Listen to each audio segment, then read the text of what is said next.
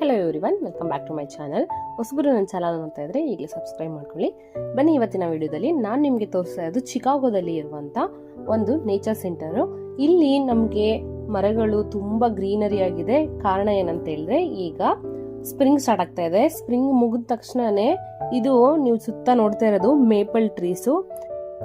ಈ ಮರಗಳು fall colour time ಅಲ್ಲಿ ಎಲ್ಲಾ ಕಲರ್ ಟರ್ನ್ ಆಗುತ್ತೆ. ಆರೆಂಜ್ ಕಲರ್ ಇರುತ್ತೆ, ಮೆರೂನ್ ಕಲರ್ ಇರುತ್ತೆ, ಯೆಲ್ಲೋ ಕಲರ್ ಇರುತ್ತೆ. ಇದೇ ಹಸಿರು ಮರಗಳು ಎಲ್ಲಾ ತರ ಕಲರ್ಗಳು ಚೇಂಜ್ ಆಗಿ ನೋಡೋದಕ್ಕೆ ತುಂಬಾ ಚೆನ್ನಾಗಿರುತ್ತೆ. ಅದಾದ್ಮೇಲೆ ನಮ್ ಲಿವಿಯೋ ಮೀನನ್ನ ಹಿಡ್ಕೊಳ್ತೀನಿ ಅಂತ ಹೇಳ್ಬಿಟ್ಟು ಟ್ರೈ ಮಾಡ್ತಾರೆ. Hold it now. I know. I can't hold it. I want to hold it with a rope. Okay. Rope, okay. You need to fish then.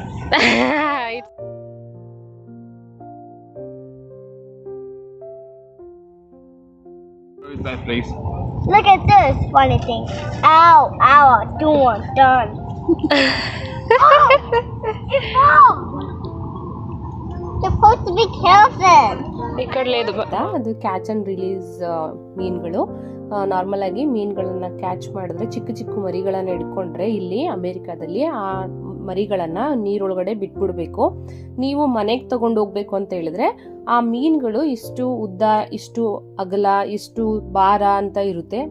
ಮತ್ತೆ ಕೆಲವೊಂದು ತಳಿಗಳಿರುತ್ತೆ, ಆ ತಳಿಗಳನ್ನ ನೀವು ತಗೊಂಡೋಗ್ಬೋದು. ಜೊತೆಗೆ ಒಬ್ಬ ಮನುಷ್ಯನಿಗೆ ಎಷ್ಟು ತಗೊಂಡೋಗ್ಬೇಕು ದಿನಕ್ಕೆ ಅಂತಂದ್ರೆ 5 ರಿಂದ 6 ಅಷ್ಟೇ ಪರ್ಮಿಷನ್. ಅದಕ್ಕಿಂತ ನೀವು ಜಾಸ್ತಿ ಹಿಡ್ಕೊಂಡು ಹೋಗೋಗಿಲ್ಲ. ಮತ್ತೆ ಇಲ್ಲಿ ಮೀನುಗಳನ್ನ ನೀವು ಹಿಡಿಬೇಕು ಅಂತ ಹೇಳಿದ್ರು ಲೈಸೆನ್ಸ್ ತಗೊಳ್ಬೇಕು. ಲೈಸೆನ್ಸ್ ಇಲ್ಲ ಅಂತ ಹೇಳಿದ್ರೆ ಪೊಲೀಸ್ ಅವರು ಇಲ್ಲಿ ಅಕ್ಕಪಕ್ಕ ಇರ್ತಾರೆ, ಬಂದು ఫైన్ ಹಾಕ್ತಾರೆ. చైన్లో ఏమన్నా చూద్దాం ఎంత చేస్తాడు.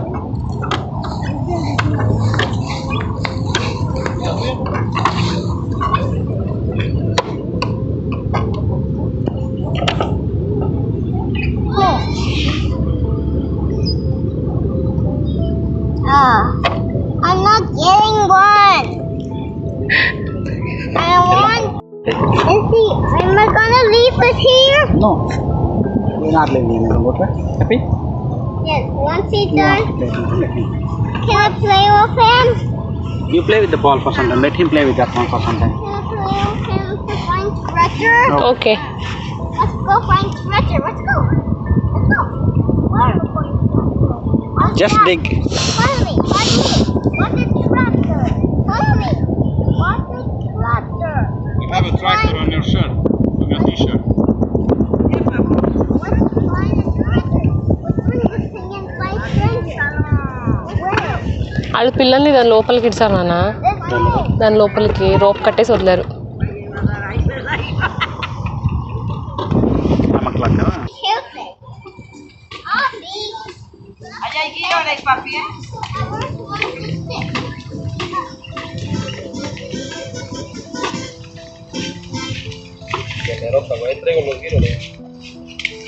Pinches pescados salieron bien abusados, hijo. Se comen el gusano. Sí.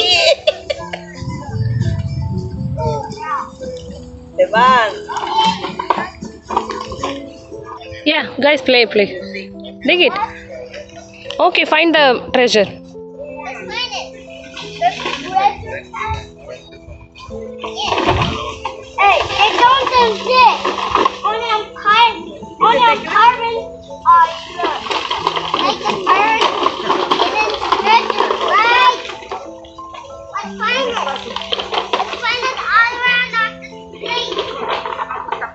Find it all around the street. ಈಗ ನೀವು ನೋಡ್ತಾ ಇದ್ದೀರಲ್ಲ, ಈ ಚಿಕ್ಕದಾದ ಪಾಂಡ್ ನೋಡೋದಕ್ಕೆ ಗ್ರೀನರಿ ಆಗಿ ಕಾಣಿಸ್ತಾ ಇದೆ ಸ್ಟಾರ್ಟಿಂಗು. ಅದೇ ಫಾಲ್ ಕಲರ್ ನೀವು ಬಂದ್ರೆ ಈ ಏರಿಯಾ ಪೂರ್ತಿ ಮರಗಳೆಲ್ಲ ಫಾಲ್ ಕಲರ್ ಟರ್ನ್ ಆಗಿರುತ್ತೆ.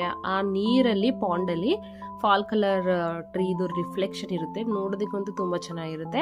ಫಾಲ್ ಕಲರ್ ಟೈಮಲ್ಲಿ ನಾನು ವಿಡಿಯೋ ಮಾಡ್ತೀನಿ. ಅದ್ರ ಜೊತೆಗೆ ಸ್ನೋ ಕೂಡ ಬಿದ್ದಾಗ ಇನ್ನೂ ತುಂಬಾ ಚೆನ್ನಾಗಿರುತ್ತೆ ಈ ಏರಿಯಾ ನೋಡೋದಕ್ಕೆ. ಅದನ್ನು ಕೂಡ ನಾನು ವಿಡಿಯೋನ ಅಪ್ಲೋಡ್ ಮಾಡ್ತೀನಿ. ನಿಮ್ಗೆ ಯಾರಾದ್ರೂ ಇಂಟ್ರೆಸ್ಟ್ ಇದೆ ಆ ವಿಡಿಯೋನ ಹೋಗಿ ಚೆಕ್ ಮಾಡ್ಬೋದು.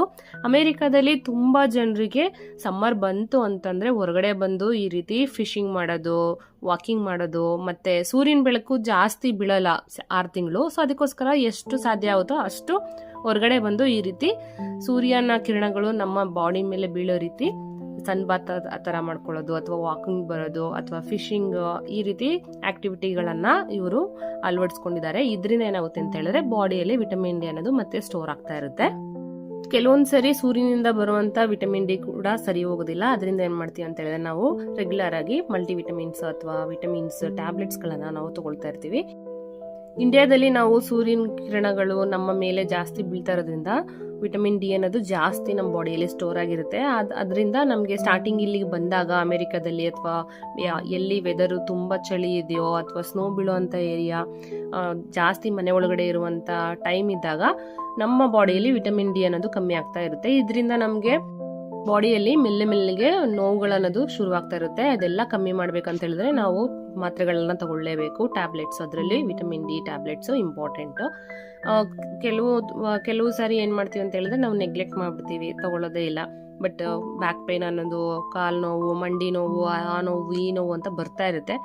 ಹಾಸ್ಪಿಟಲ್ಗೆ ಹೋಗಿ ಚೆಕ್ ಮಾಡಿದ್ರೆ ಬ್ಲಡ್ ತಗೊಂಡು ಅವರು ಚೆಕ್ ಮಾಡ್ತಾರೆ ಬಾಡಿಯಲ್ಲಿ ಏನು ಕಮ್ಮಿ ಇದೆ ಏನು ಜಾಸ್ತಿ ಇದೆ ಅಂತ. ಆವಾಗ ನಮಗೆ ಗೊತ್ತಾಗುತ್ತೆ. ಮೇನ್ ಬಂದು ಇಲ್ಲಿ ಅಮೆರಿಕಾದಲ್ಲಿ ಸಫರ್ ಪಡೋದು ವಿಟಮಿನ್ ಡಿನೇ ಜಾಸ್ತಿ.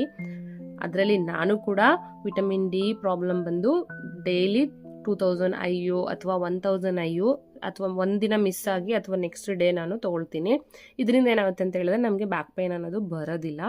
ಏಜ್ ಆಗ್ತಾ ಬಾಡಿಯಲ್ಲಿ ಎಲ್ಲ ರೀತಿಯ ಮಿನರಲ್ಸು, ವಿಟಮಿನ್ಸ್ ಎಲ್ಲ ಕಡಿಮೆ ಆಗ್ತಾ ಇರುತ್ತಲ್ವ. ಸೊ ಅದರಿಂದ ನಾವು ಏನು ಪ್ರೋಟೀನ್ ಆಗಲಿ ಏನಾದರೂ ತಿನ್ನೋದ್ರ ಮೂಲಕನೇ ನಮಗೆ ಎಲ್ಲ ಸಿಗೋದು. ಸೊ ಅದನ್ನು ನಾವು ಮಿಸ್ ಮಾಡದೆ ತಪ್ಪದೆ ಪಾಲಿಸ್ಬೇಕು. ಊಟದಲ್ಲಿ ಸಾಧ್ಯ ಆದಷ್ಟು ಎಲ್ಲ ಪ್ರೋಟೀನ್ ಸಿಗೋ ಹಾಗೆ ನಾವು ನೋಡ್ಕೊಳ್ತಾ ಇರಬೇಕು. ಇದೇ ರೀತಿ ನಾವು ಈ ದಿನನ ಎಂಜಾಯ್ ಮಾಡಿದ್ವಿ. ನೋಡಿ